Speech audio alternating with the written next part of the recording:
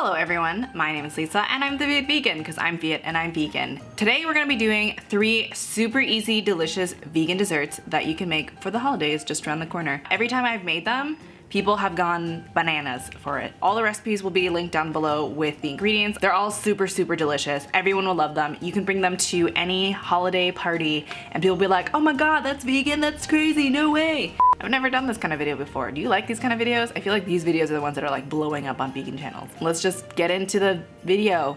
So first we'll be making these chocolate ganache truffles. They are so good and super easy to make, and they only have 3 ingredients. First, we'll be starting off with some coconut milk.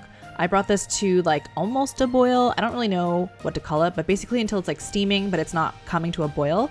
And then you pour it all over some semi-sweet vegan chocolate chips. I used Costco ones here. I have a link to another video where I show you the package if you want to see that. But basically you just pour it on top. It's going to be hot and you just kind of let it sit on the chocolate and it'll melt the chocolate without you doing anything. So you just kind of let it sit for about 5 minutes. And once 5 minutes are up, you come back and you stir it all up. And it doesn't look like it's going to come together like right now, but just keep stirring and stirring and stirring. Don't use a whisk because you don't want to incorporate a ton of bubbles. You're trying to make ganache. You don't want to make like a ganache whipped cream.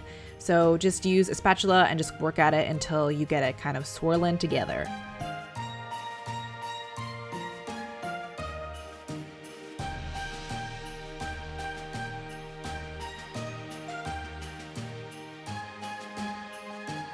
Once everything is stirred and totally incorporated, you're not going to have any more streaks. It's going to look really luscious and thick like this. So you can stick it in the fridge for about 4 hours, or you can do it overnight, which is what I did. Once it's completely chilled, I took like a cookie scoop and I put it in my palms and I rolled it around just to make kind of like a nicer circle, but you don't really have to do that.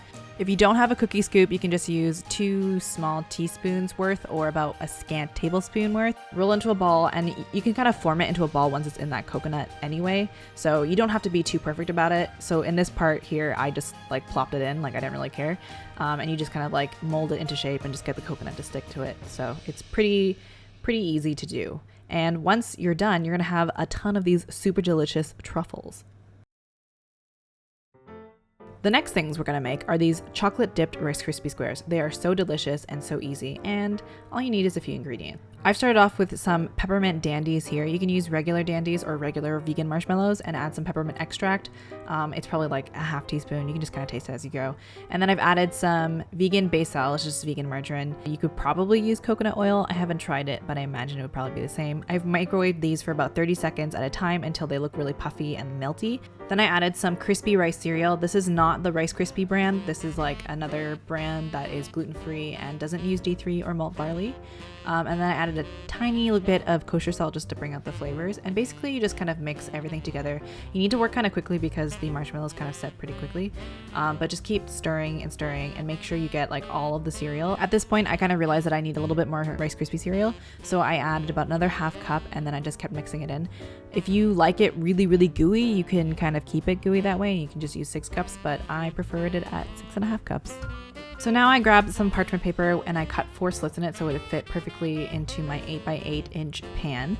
And now you just dump in all of your Rice Krispie squares, or your Rice Krispie mix squares, crispy rice square. I don't know what this is. Anyway, so you just put it all in and then you flatten with a spatula. You want to make sure that they're all even so that you don't have any like random gaps or, you know, sad squares, so everyone gets a deliciously packed square. You refrigerate it either overnight or for a couple hours, which is what I did, until it's firm enough so that you can cut it, which is what I started doing here. So I cut them into 16 squares. I try to be as perfect as possible, but you know, whatever, who cares really that much? As long as it's dipped in chocolate, nobody gives a hoot. I've got my squares here and now I'm gonna dip them in chocolate.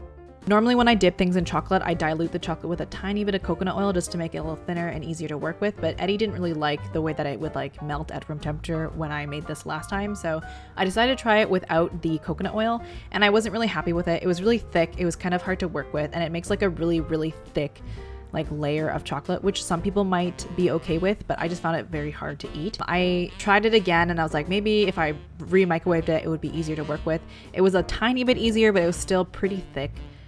So I don't know, like you can do whatever you want. I prefer using coconut oil. I tried scraping it off to see if it would look better, but then I decided very quickly that it looked terrible. So, I mean, I just covered it with some crushed candy canes anyway, so I guess it doesn't make that much of a difference. If you want to thin it out with a little bit of coconut oil, I used about 1 cup of chocolate chips and about 1 teaspoon of coconut oil.